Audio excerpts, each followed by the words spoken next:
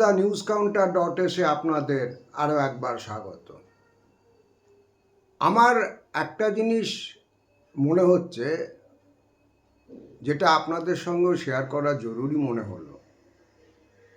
এই নির্বাচনে এসআইআরকে কেন্দ্র করে তৃণমূল কংগ্রেস বিপাকে পড়েছে, এটা অনেকেই মনে করছেন, এবং সেটা মনে করবার একটা যথেষ্ট যুক্তিযুক্ত ভাবনা রয়েছে।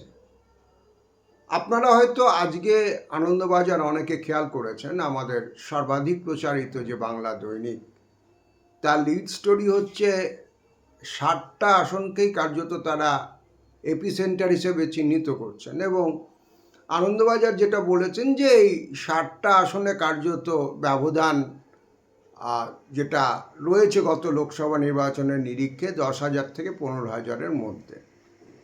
বাস্তব ছবিটা অবশ্য তার থেকেও ঘোরালো, কারণ আমি আমাদের নিয়মিত দর্শকদের খেয়াল থাকবে যে একটা প্রতিবেদনের বহু আগে শেয়ার করেছি যে বাস্তবে 2024-এর যে বিধানসভা নির্বাচন ওয়ারি ফলাফল, লোকসভা নির্বাচনের রেজাল্টের পরিপ্রেক্ষিতে, সেখানে দেখা যাচ্ছে যে 10,000 বা তার নিচে, মানে এতটাই নিচে যে 500, 600, 750 এরকম ব্যবধানও রয়েছে।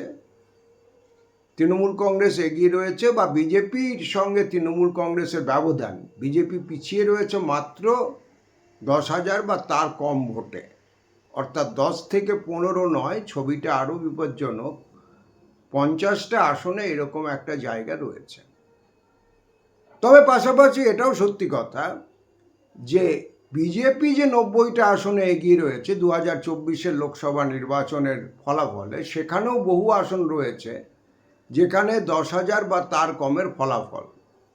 আমি উদাহরণ হিসেবে বিজেপির দক্ষিণবঙ্গের সবথেকে শক্ত ঘাঁটি পূর্ব মেদিনীপুরের কথা উল্লেখ করেছিলাম, যে পূর্ব মেদিনীপুরে টোটাল 16টার মধ্যে 15টাতেই বিজেপি বিধানসভা ক্ষেত্রগুলোতে লিড নিয়েছিল। খুব ইন্টারেস্টিং একটা তথ্য। কিন্তু এই 15টার মধ্যে 11টা, অর্থাৎ 4টে বাদ দিলে বাকি আসনগুলোতে বিজেপির এগিয়ে থাকার ওই ব্যবধানটাও কিন্তু তৃণমূল কংগ্রেসের সঙ্গে 10,000 বা তার কম।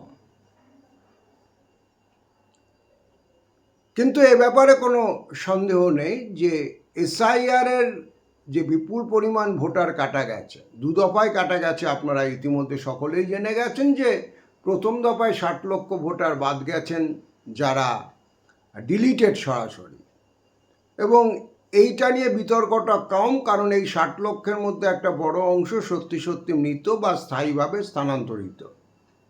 আর এটা খুব অস্বাভাবিক তা না। এর আগে যখন আমাদের সামগ্রিক জনসংখ্যা অনেক কম ছিল, 2002-এ যে নির্বাচনী ডিভিশন হয়েছিল, তখন স্পেশাল কতটা যোগ হয়নি, ইন্টেন্সিভ ডিভিশন হয়েছিল, সেখানেও প্রায় 26 লক্ষ লোক বাদ গেছিল, এবং সেটা নিয়ে এত বড় বিচলন, মানুষের বিক্ষোভ কোনোটাই ছিল না। এখানে যে মুশকিলটা হয়েছে যে এই 60 লক্ষ মানুষ বাদ পড়ার পরও আর 65 লক্ষ মানুষকে নতুন করে লজিক্যাল ডিসক্রিপেন্সির আওতায় ফাঁসিয়ে দেওয়া হয়েছিল, যার মধ্যে একটা বড় অংশ সংখ্যালঘু, মুসলিম, মতুয়া, মহিলা এবং সমাজের দুর্বলতম অংশগুলো যার মধ্যে পড়ে। খবর কাগজে যাদের নাম আসছে, এলিটদের মধ্যেও 2-4 জনের নাম আসছে, সেটা কার্যত ব্যতিক্রম বলেই মনে হচ্ছে। কিন্তু বিপুল সংখ্যক মানুষ যারা এই 60 লক্ষের আওতায় পড়ে গেছিলেন, তারা সবাই সমাজের দুর্বলতম অংশের মধ্যে পড়ছেন, এটা বাস্তব। এবং শুধু মুসলমানরা যে বাদ গেছেন ব্যাপারটা এরকম নয়, কারণ মতুয়া, নমশূদ্র, মহিলা, এরকম বহু মানুষও এই লজিক্যাল ডিসক্রিপেন্সি নামক খাঁচাকলটার মধ্যে পড়ে গেছিলেন।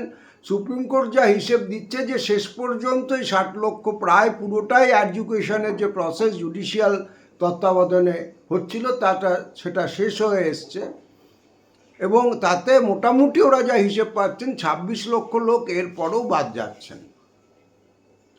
তো এখন এইটাতে অনেকে মনে করছেন যে তৃণমূল কংগ্রেসের যে মার্জিন অল্প যে সমস্ত কেন্দ্রে, সেগুলোতে তারা কার্যত হাতছাড়া হয়ে যাবে আসনগুলো, এবং বিজেপির সামনে একটা সুবর্ণ সুযোগ এসে দাঁড়িয়েছে।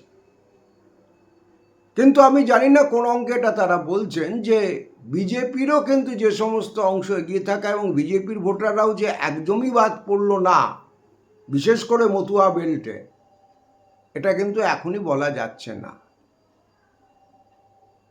কিন্তু আমি আজকে এপিসোডে যেটা বলতে চাইছি যে এসআইআর তৃণমূল কংগ্রেসের উপর চাপ তৈরি করেছে, এই ব্যাপারে কোনো সন্দেহ নেই। উল্টো দিকে যে বিষয়টা প্রচারে সেইভাবে আসছে না বা বিরোধী পক্ষ খেয়াল রাখছেন না, যে এসআইআর একদিক থেকে দেখলে তৃণমূল কংগ্রেসের সাপে বর হয়েছে। আমি দর্শকদের বলবো, for the time being, hypothetically আপনারা ধরে নিন এটা, যে এসআইআর ইস্যুটা নেই পশ্চিমবঙ্গের এই নির্বাচনের আগে, এটা নেই। তাহলে পারে কি দাঁড়াতো? তাহলে পারে যেটা দাঁড়াতো, এই নির্বাচনের আগে অভয়াকাণ্ড অনেক বেশি বেশি করে প্রচারের সামনে থাকতো। আরজি করের যে মেয়েটি খুন হলো, কিসের ভিত্তিতে খুন হলো, কেন ধর্ষিতা হলো, সেটা কি কেবলমাত্র একজন বিচ্ছিন্ন মানসিক বিকারগ্রস্ত লোকের কাজ, অথবা তার পিছনে আরও কোনো গভীর রহস্য লুকিয়ে আছে? এই প্রশ্নটা সামনে এসে যেত অনেক বেশি করে। লক্ষ লক্ষ বেকার যুবক প্রতারিত হয়েছে, 26,000 শিক্ষকের চাকরি গেছে, এটা তো একটা পার্ট। কিন্তু যে লক্ষ লক্ষ যুবককে প্রতারিত করে এদের একটা বড় অংশকে চাকরি দেওয়া হয়েছিল, চাকরি বিক্রি হয়েছিল, যারা ডিপ্রাইভড হয়েছিল, তাদের কথাটা 26,000-এর চাকরি চলে যাওয়ার পর পিছনে চলে গেল, অথচ এদের বঞ্চনাটা আরও বেশি গভীরে, তাদের কথাটা অনেক বেশি আলোচনায় আসতো। পার্থ চ্যাটার্জির বান্ধবীর খাটের নিচ থেকে টাকা উদ্ধার করার বৃত্তান্ত আসতো। কোন রহস্যজনক কারণে আমাদের কেন্দ্রীয় এজেন্সি শেষ অবধি মাননীয় মমতা বন্দ্যোপাধ্যায় এবং ভাইপো পর্যন্ত পৌঁছতে পারল না, যেটা কাকু, কালীঘাটের কাকু বহু আগে বলে দিয়েছিলেন যে এজেন্সি আমার অবধি আসতে পারবে, কিন্তু আমার বস অভিষেক বন্দ্যোপাধ্যায়ের কাছে যেতে পারবে না। লিপস অ্যান্ড বাউন্সের ডাইরেক্ট ইন্ডিকমেন্টের প্রমাণ এভিডেন্স থাকা সত্ত্বেও কেন কিছু হলো না? দস্যু মোহনের মতো কোথা হইতে কি ঘটিল কিছু বোঝা গেল না। আপনাদের মনে থাকবে যে কালীঘাটের কাকুর কণ্ঠস্বর নেওয়ার জন্য কেন্দ্রীয় এজেন্সি সিআরপিএফকে সঙ্গে নিয়ে পিজিতে ঢুকেছিল। তারপরে কি হলো? সেই কণ্ঠস্বর কার সঙ্গে কণ্ঠস্বরের সঙ্গে মেলানোর কথা ছিল? কথোপকথনের উল্টো দিকে কে ছিলেন? সেগুলো কিন্তু এই নির্বাচনে সেইভাবে আলোচনায় উঠে আসতে পারল না, কারণ মানুষ বিপন্নতার মুখোমুখি দাঁড়ালো, তার ভোটার হিসেবে তার যে অস্তিত্ব সেটাকে নিয়ে টানাটানি শুরু হলো বলে। আজকে যদি এসআইআরের ইস্যুটা সামনে না আসতো, তাহলে রেশন কেলেঙ্কারি, পাথর কেলেঙ্কারি, বকটুইতে রহস্যজনকভাবে 11 জনকে পুড়িয়ে মারা, সমস্ত কাহিনী কিন্তু মানুষের মুখে মুখে ফিরত। এখন মানুষ যেভাবে চর্চা করতে ব্যস্ত যে ভোটার তালিকায় নামটা আছে না নেই এটা নিয়ে। সুতরাং মার্জিনাল সিটে যেখানে ভোট কাটা পড়েছে সেখানে তৃণমূলের অসুবিধে থাকতে পারে, কিন্তু সামগ্রিকভাবে যে প্রচারের যে ইকোসিস্টেমটা, সেখানে কিন্তু কার্যত তৃণমূল কংগ্রেসকে এই এসআইআর নামক বিষয়টিকে চাপিয়ে দিয়ে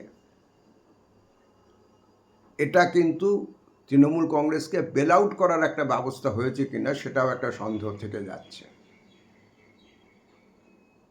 আর যারা বলছেন যে তৃণমূলের ভোটার কাটা গেছে, সিপিএমের ভোটার কাটা গেছে, বিজেপির ভোটার কাটা গেছে, কারুর ভোটার কোথাও যে পার্মানেন্টলি বাধা নেই, সেটা আমি একাধিকবার ব্যাখ্যা করেছি।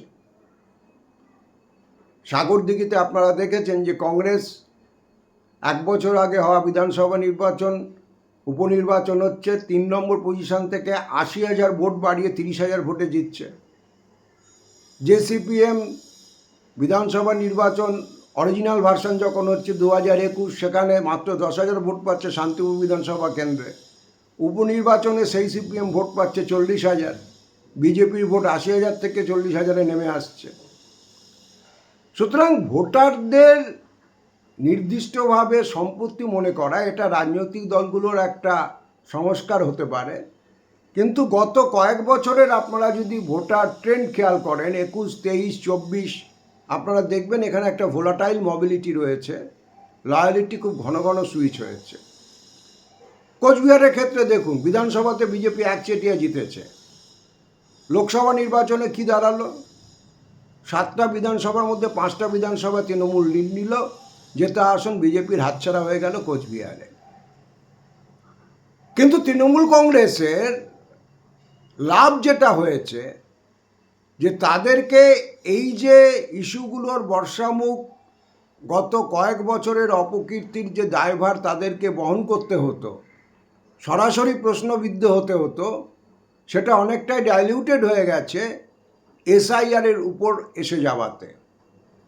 এবং আমার যেটা একটা অবাক হচ্ছে, আমি কোনো সংবিধানবেত্তা নয়, রাষ্ট্রবিজ্ঞানের সামান্য ছাত্র,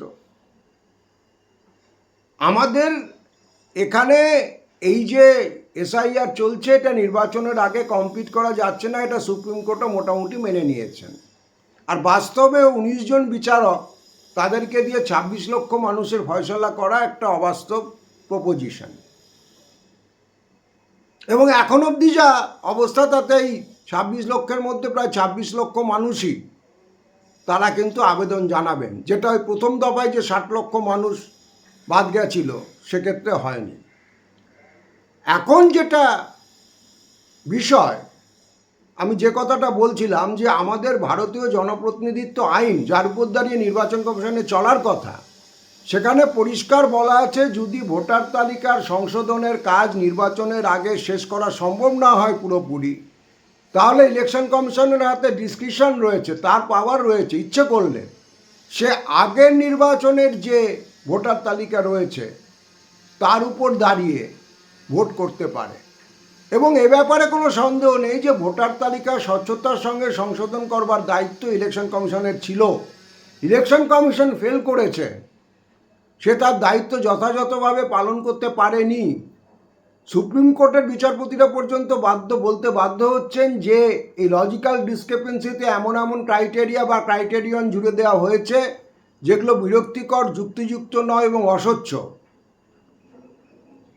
সুতরাং নির্বাচন কমিশন তার দায়িত্ব ফেল করেছেন, তার জন্য সাধারণ ভোটার যার যোগ্যতা আছে সে ভোট দিতে পারবে না, এইটা কোনো সাংবিধানিক আইনসম্মত যুক্তিযুক্ত কোনো সভ্য দেশের হুকুমনামা হতে পারে না, যেটা হতে চলেছে। অথচ প্রভিশন ছিল, জনপ্রতিনিধিত্ব আইনেই প্রভিশন ছিল। সুতরাং সব মিলিয়ে যে ভোটটা মানুষের দৈনন্দিন বেঁচে থাকার যে ইস্যুস, গত 5 বছর, 10 বছর, 15 বছরে তৃণমূল কংগ্রেসের রাজত্বকালের সুকৃতি এবং দুষ্কৃতি, তার উপর দাঁড়িয়ে একটা ম্যান্ডেট হওয়ার কথা ছিল, সেখানে চর্চার জায়গা জুড়ে অনেকটা নিয়ে নিয়েছে এসআইআর, যার দায়ভার গিয়ে বর্তাচ্ছে ইলেকশন কমিশনের উপর। এবং ইলেকশন কমিশনের উপর রাজনৈতিক নিয়ন্ত্রণ ক্রমশ স্বচ্ছ হচ্ছে, ফলে কেন্দ্রের বিজেপি সরকারের উপরও তার দায়ভার গিয়ে বদলাচ্ছে অন্তত মানুষের কাছে। তৃণমূল কংগ্রেস দেয়ালে দেয়ালে লেখার জায়গা পেয়ে গেছে যে যাদের আপনারা একের পর এক লাইনে দাঁড়িয়ে হয়রানি করেছে, ভোটের লাইনে তার বদলা নিন, ইভিএমের সঠিক জায়গায় বোতাম টিপুন। তো সুতরাং সব মিলিয়ে আমার যেটা মনে হচ্ছে, এসআইআর তৃণমূল কংগ্রেসে প্রাথমিকভাবে চাপে রাখলেও শেষ বিচারে এইটা হয়তো তাদের কাছে আশীর্বাদ হিসেবে চলে আসতে পারে। TheNewsCounter.s এখন এই পর্যন্ত। আমাদের কমেন্ট বক্স খোলা থাকে, আপনারা গোটা রাজ্য থেকে আমাদের এই প্রতিবেদন দেখেন, আপনারা আপনাদের বাস্তব অভিজ্ঞতার মতামত অবশ্যই জানাবেন। আপনারা ইচ্ছে করলে যারা এখনও সাবস্ক্রাইব করেননি আমাদের ইউটিউব চ্যানেল সাবস্ক্রাইব করতে পারেন, তার জন্য কোনো বাড়তি পয়সা খরচ হয় না। দেখা হবে পরবর্তী এপিসোডে, সকলে খুব ভালো থাকবেন।